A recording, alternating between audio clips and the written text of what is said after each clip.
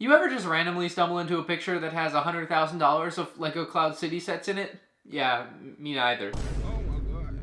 Welcome to Ask MandR episode 274. If you have a question for next week, leave it in the comment section below. Leave a like while you're at it, and let's get into it with our first question from Atomic Stud, who says, why do you think the Ghost was almost perfect, but the Gunship released in the same year looks like it's from 2002? And, you know, a bit of hyperbole on the back end of your question there, but you're not, in the wrong ballpark. The Gunship did not get the same level of care and love that the Ghost did, and you can just tell that by looking at it. The Ghost's play features are not integrated in a way that takes away from the look of the ship, and the Gunship, on the other hand, has play features integrated in it that do take away from the look of the ship. And, in past years with Gunships, they have avoided that. This year, they did not, and that is massively disappointing to me and probably many of you. The Ghost also, just from counting studs on top of the ship, doesn't appear to have received much, if any, of a downsize. Of course, it also did receive a price bump, but so did the Gunship. The Gunship is up $20 from its previous version,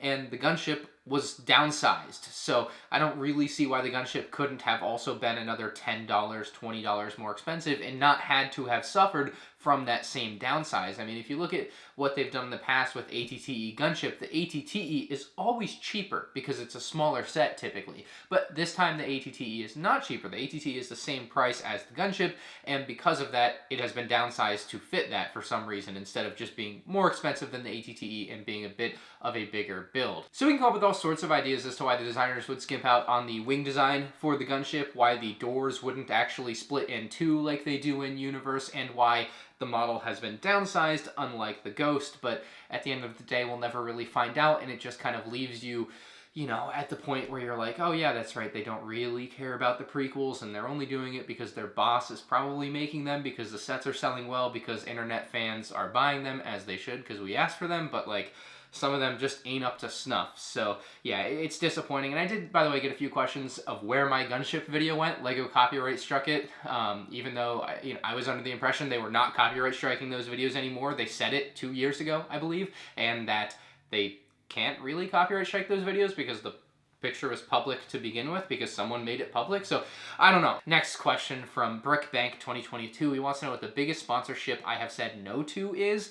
I said no to Raid Shadow Legends like every time. The first time, I think it was like $600 or $700, and this was a few years ago.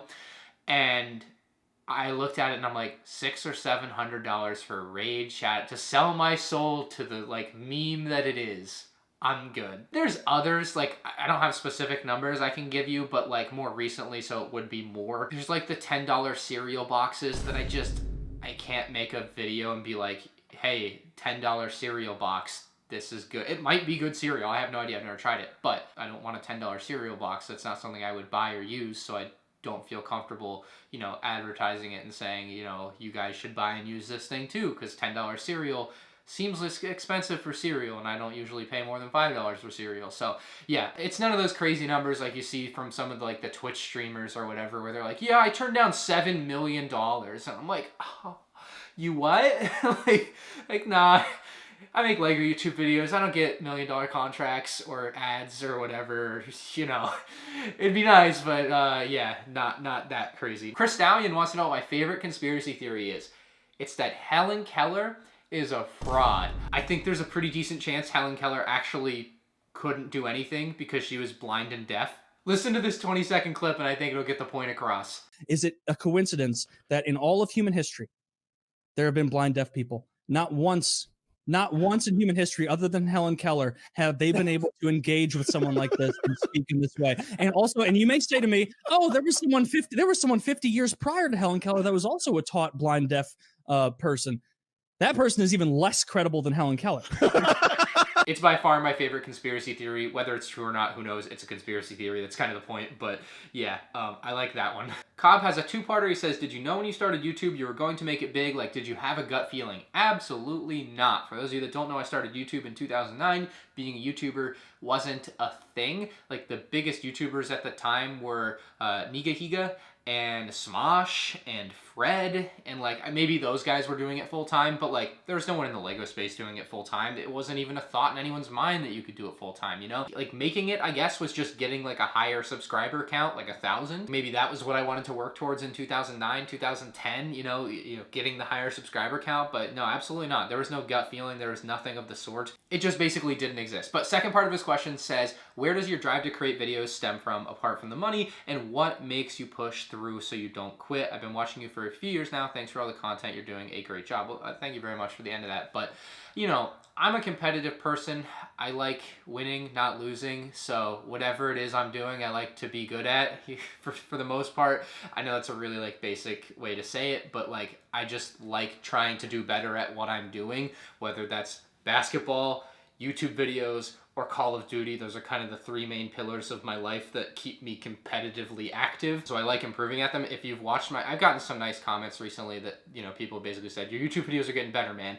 And like, that's what I've been trying to do, is just get better at what I'm doing. And it almost pains me to get better because I look back a year ago and I'm like, oh man, that video is just not that good. And I've like seen people like Mr. Beast talk about this and I'm like, bro, your videos a year ago are like fantastic, and 5 years ago they were still very good. And actually the other day I was looking through my like oldest YouTube videos that I have live on YouTube that you can see, and like I have almost nothing available from the first 5 or 6 years that I made videos. Like for the first 5-6 years of YouTube, I made hundreds and hundreds and hundreds of videos, made very little money doing so, maybe $100 every couple months, every few months, right? So that's a few $500 a year or whatever on a good year. Of course, for middle school me, that was great money to go and buy more Lego Star Wars sets, and that's basically all I did with the money. But to a degree, like YouTube is my job, so technically, yes, money still motivates me, and I would like to have enough to not worry about anything for the rest of my life. Like I'm very happy where I am. Like if I made $0 tomorrow, I couldn't just retire on a beach somewhere. Like that wouldn't happen. So that's kind of the like a part of the goal, I guess, in YouTube. So if I'm being honest, obviously that's part of the goal, and I think that should be everyone's goal, is to amass enough wealth to like just do whatever you want in your life. But I also don't think if I ever do get to that point, if I just wake up one day and I have $1 million in the bank, I also wouldn't be like, okay, I'm done making Lego YouTube videos, because that's not the case at all. I really enjoy this. I didn't upload 1,000 videos before I did this full time because I didn't have fun with it, and I feel like I'm having more fun with it now that it's become as big as it is. And I'll always have a chip on my shoulder because Lego didn't love me back, and I don't think that'll ever go away either, and that keeps me going, honestly. Like I saw someone on Reddit, and I did reply to the comment. They're basically like, I can't wait for MandR to quit Lego YouTube and go do something else. I'm like, you know that's not happening, right? Like I'm not quitting ever. Like I like this. I know the vibe I put off is I don't like Lego the company, and our next question is from Logistics, and he says, if you dislike the company itself, why do you still endorse it? But I don't think you understand, like the last 15, 20 years of my life have been Lego Star Wars. One of those years I was sponsored by Lego. Why would I let that stop me from doing what I really enjoy doing? It just doesn't make any sense to me. And so seeing these like outside people that don't obviously know me very well talk about how they think I'm gonna quit, I'm like, bro, you don't even know. So yeah, I think that particularly does drive me too.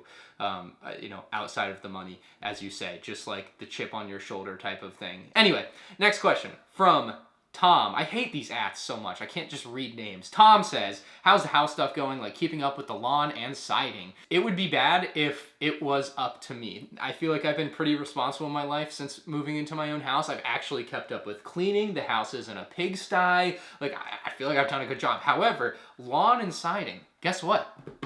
HOA, baby. They cover it. They cover it all. I don't have to worry about any of that, and that's part of the reason why I chose where I did. Especially with doing what I do with YouTube, like I'm very happy to not have to worry about any of that. So it's going well because I don't have to take care of it. Next question from Grafting says, do you think they should add stands to more generic sets like a Jedi Starfighter? And the best answer to this comes from Awesome Pants, who replied to him and said, do you want to pay an extra $10? Because at the end of the day, that's probably what it will come down to. And I do think it would be nice to have them added. I would pay the extra $10, but I think there is to some degree a more inelastic, customer out there that wouldn't pay the extra $10. And so at the end of the day, I think avoiding stands in sets like Jedi Starfighters, V-Wings, TIE Fighters, whatever, is probably going to continue to be how it is. Now, that's not the case with LEGO across the board. There are smaller sets that do include stands, and that is why it's kind of an idea that's been floated out there, by myself included. But I think when it comes down to it, they just won't add it. And I'm waiting on a delivery here. I don't know where my delivery is. Oh, there it is. Come on in. Let's see. Thank you. All right, so this is the Buzz Lightyear set that has a stand. It's 500 pieces, $50, and it has the stand included, but could this set have been $10 cheaper if it didn't have the stand? And just from like all the feedback that I've seen over the years from LEGO Star Wars fans, most sets, people come out when a set gets revealed and there's pictures of it or whatever, and they'll say, I wish it was $10 cheaper, I wish it was $5 cheaper. So adding the stand makes it $5 or $10 more expensive, and that's just not going to fly when people already complain about the price every time. Like, it's just not going to work. So yes, as a collector, I would like it. I think it would be a cool aspect to some of these sets to make them a little bit more adult-oriented, even though, it's an 8+ set. It doesn't have to be an adult set to have a stand, clearly. You can have both things in mind, but I don't think LEGO Star Wars will ever do it specifically because of the price issue. You just get a little too, like Yoda Starfighters, $35. What, you want $40? You want $42.50 for it? Like, it gets a little too insane, I think, really quickly. Block Brick says, do you think there is a specific reason why LEGO would make inaccurate printings on their clones? If you are familiar with this screenshot of Dave Chappelle, you'll pick up what I'm putting down. Private Gummy Bear says, do you think they'll remake Jango Fett Slave 1 anytime soon? We are so overdue for it. I have to say yes, but I feel like I've said yes for 3 years. So I think there's a pretty decent chance if they do anything that's anniversary-esque next year, Jango Fett Slave 1 would be on the short list of sets, especially because it's such an easy recolor. But you never know. Nicholas says, do you think there is even the most remote chance of getting a UCS Ghost if the Ahsoka series takes off? I want it to happen, but not holding my breath. So I thought the Ghost was already a potential like a year ago. Like when the Razor Crest was coming out, I think it was just one of the sets that I thought could make sense at a $630 price. It was one of the sets that I thought this year certainly could have made sense for $650 where the Venator is. Basically, to me, it's the equivalent of getting the big Razor Crest that we got. It in my eyes, is probably going to happen in the next 2 years. The Razor Crest happened very fast. Within, 3 years of its first screen appearance? The Ghost already has an established, popularity level and fandom and existence within the Star Wars universe for many, many years. It's been in quite a few different pieces of media, and now the Ahsoka show will be its big bang. I would not be shocked if next fall, or the fall after, whatever, there is a UCS Ghost. Just don't be surprised if a year or two from now the Razor Crest or the Millennium Falcon retire and the Ghost takes its place. I feel like it could fill either of those voids. I would probably bet it's already a set they're planning on making or have a version of made that they are 90% done with. I'm just throwing an idea out there. I could be completely wrong, but it seems like the type of thing that there'd be a prototype model of sitting around for a while, kind of like a UCS Jabba's sail barge has probably just been an idea for them for a long time. They've wanted to do it for a long time, I'm sure, and in the next year or two, we're going to get a UCS Jabba's sail barge, it seems. So I think the same can probably be said for a UCS Ghost, given its former popularity, and now, of course, coming into a bigger thing. It's almost a lock. Either way, next question comes from Schregel Reviews, and he says, do you think LEGO will ever make a General Grievous helmet set? It would probably be the best one if so. So LEGO's philosophy on helmet sets is that they're helmets, not General Grievous's head, which is a bad philosophy, I think, because they came out and said all of this. They're like, hey, the helmet sets are only ever helmets. And then they're like, we're going to do the Dark Trooper, which is notably not a helmet. The Dark Trooper is a droid. And they go and say, well, we did the Dark Trooper because it's cool. And I'm like, I agree, but don't say your helmet sets are only helmet sets and then do one that's not a helmet set. You're not adding up here. And so Grievous would fall under the Dark Trooper realm of it's cool, but it's not a helmet set. Like they said they wouldn't do C-3PO, so why would they do General Grievous? And look, I want a General Grievous as much as you, but the way they operate, clearly, they wouldn't really lean towards wanting to do a General Grievous for the helmet line. So yeah, I don't think it will happen just because of what they've said with the helmet line specifically. I will say there is a pretty good knockoff version over on Amazon that I ended up buying. I still haven't done my video with it, but I bought it like a year ago and I've just been sitting on it. So if you're into that sort of thing and you really want one, there is a pretty good looking knockoff one. And I don't think everyone should be 100% loyal to LEGO because They don't have any loyalty to you, I promise you that. So if you want to wait for my video, I can tell you if it's actually any good, but the look of it is definitely there for me. So this next question ties into our intro. That was not intentional, but Matt says, I scored the Oshi Cloud City set when it released way back when. Good for you. I wish I had that experience. He says it's safe, dust-free, and all that, just taking up space, but I'm thinking of letting it go. So my question is a two-parter. Should I sell it online as a whole or part it out, Boba Fett on his own, etc.? Which online selling app would you recommend so I get the best bang for my brick? Well, now is a great time to tell you this video is sponsored by no one. Yeah, you thought. Actually, probably would have been a pretty good lead-in. But I think like the ease of selling a thing, there's something to be said for that. Not parting it out is just going to save you a lot of hassle. You don't have to deal with multiple buyers. You don't have to ship multiple things to multiple places. And maybe that's something you don't mind, and then you shouldn't take my advice here. But I think selling it all in one go for however many thousands of dollars, you're going to be pretty happy with. And you said you bought it way back when, right? So you probably paid $100 for it, or maybe you bought it way back when it was on clearance for like 50 bucks. No matter what, you're making thousands and thousands of dollars. You are not losing on this deal if you don't maximize your profits by separating them, if that even makes it worth more money. I haven't looked up the math on it. Anyway, I think there's a few good main options. If you don't want to do an auction, I think Mercari or Bricklink are pretty good. Now, if you don't have a Bricklink account and you have zero feedback, Bricklink is probably not a good option here, but it does have lower fees at about 3% versus 10+% for eBay and Mercari. So you're gonna be losing some money there no matter what, but you'd lose less if you had a Bricklink account with a bunch of feedback that you could sell on because someone would trust you because you have feedback, obviously. But if you have no feedback, Mercari and eBay are probably a little bit easier for you. Mercari, I would say solely if you have no interest in doing an auction, sell it on Mercari because you can just put it up for the price. Maybe you want $3,000 for it. I don't know what they're exactly worth used these days, but you seem to have it in good condition, so I'm sure it's worth a little bit extra. I'd list it on Mercari at the price you want and just wait. People might send you offers, but otherwise just kind of wait it out, no rush to sell. Now, if you want to sell it within a week or so and you want to get maybe the maximum eyeballs possible on your item, I would list it on eBay. I would, start the auction at $1 or whatever it lets you start it at, because it's not going to go for $1 or $100. It's an official set from, 20 years ago. It's going for thousands of dollars likely. I would recommend listing it as a 7-day auction and letting the market do its thing. Make sure you title it properly, like Lego Star Wars 10123 Cloud City, so that people can find it and people searching for it are just going to happen upon it. They can add it to their watch list, keep their eye on the auction if they're interested.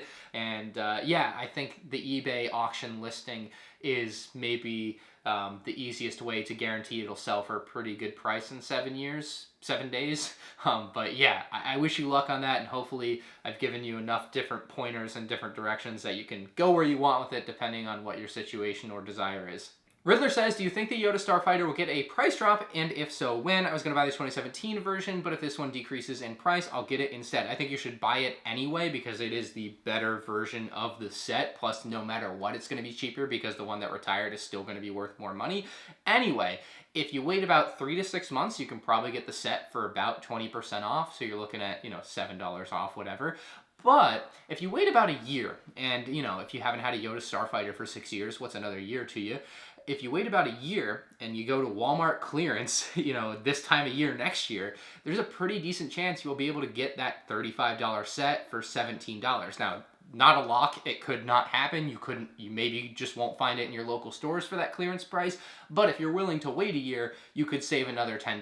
Now, I don't think it's necessarily worth, for $10 to wait a year. I would wait that 3 months and hopefully get it for 20% off. But if you're unaware, you should be now. Walmart clearance is happening, and sets like this are half off because they are just awful and no one wants them. Now, not all Walmarts have this set on clearance for half off. I've been to one Walmart that had 10 of them for 17 bucks, and then I went to a couple other Walmarts that had like 20 or 30 of them, but they weren't on clearance. So definitely your mileage may vary, but Walmart's big Lego summer clearance is happening like literally right now, like middle of July. So every day things are probably disappearing from your local store, so definitely get in there. Right after this video is over, hitch a ride to your local Walmart and take a peek, because you just never know what you're gonna find.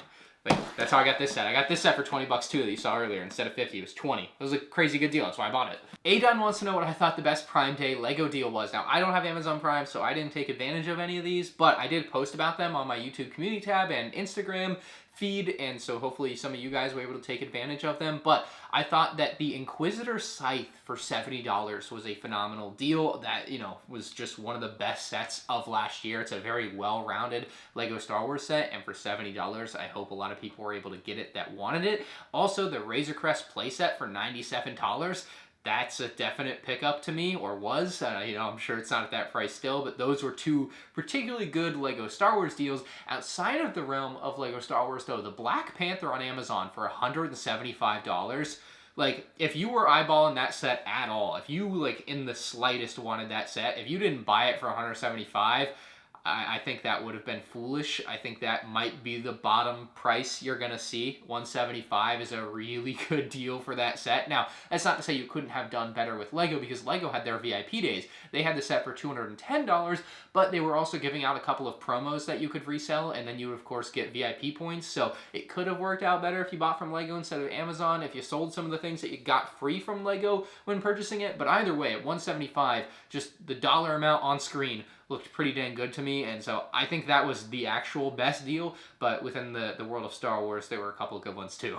Mando Sean says, good job in putting out daily videos for a week straight. It's been 2 weeks straight now, 14 days in a row. I'm going for like 150. That's my current like goal for daily content. That includes like a YouTube short on Sundays. I'm doing like shorts on Sundays through the end of the year to see how it goes, but yeah, like the upload streak is back, and I felt good about YouTube lately, so thank you, Mando Sean, for acknowledging that, and I appreciate it. But his question says, what do you think the chances of us getting a clone turbo tank next year are, and do you think we will get any more Bad Batch sets? So, as far as Bad Batch sets, Shot in the Dark, there'll probably be 1 or 2 more. I don't see why there wouldn't be with another season or 2 of the show to come, but as far as a turbo tank goes, I think we are highly likely to see that next year. I mean, you look at the last 2 years, and patterns are patterns until they're not with Lego, so that's very important to know.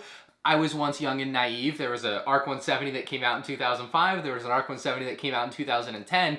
And I'm sitting there in 2011 and 12, whatever, and I'm like, oh man, 2015, book it, guaranteed ARC 170. We haven't had an ARC 170 since 2010. So patterns are patterns until they're not. But the last 2 years, we had the ATT as the big summer clone set. And this year, we had the Gunship, or will have the Gunship, as the big summer clone set. So next year, it just makes sense that there will probably be another big summer clone set. And the candidates for that, of course, would be something like a playset Venator review coming soon. A clone turbo tank, of course, is on that short list. And then you have like the dropship with ATOT kind of way out there idea that people keep wanting, but I really just don't think Lego will ever make either of them again. I mean, maybe the ATOT on its own, but the dropship requires another thing to exist. And I just don't see it, you know, modern day. Like, it's just not happening. Like, the ATT would have been set up for it, and it wasn't. But anyways, I see it. There are 2 main big clone vehicles that it could be, and that's a Venator and a turbo tank. And the UCS Venator is supposed to be coming out in a couple months here, October 1st, I believe. And so while they often do make smaller versions of UCS sets while they are still available, the Millennium Falcon, the Razor Crest, the AT-AT, they all have smaller, big playset variants of the UCS sets available like at the same time that the UCS set is. So you can't just cross off the Venator because there is a UCS version.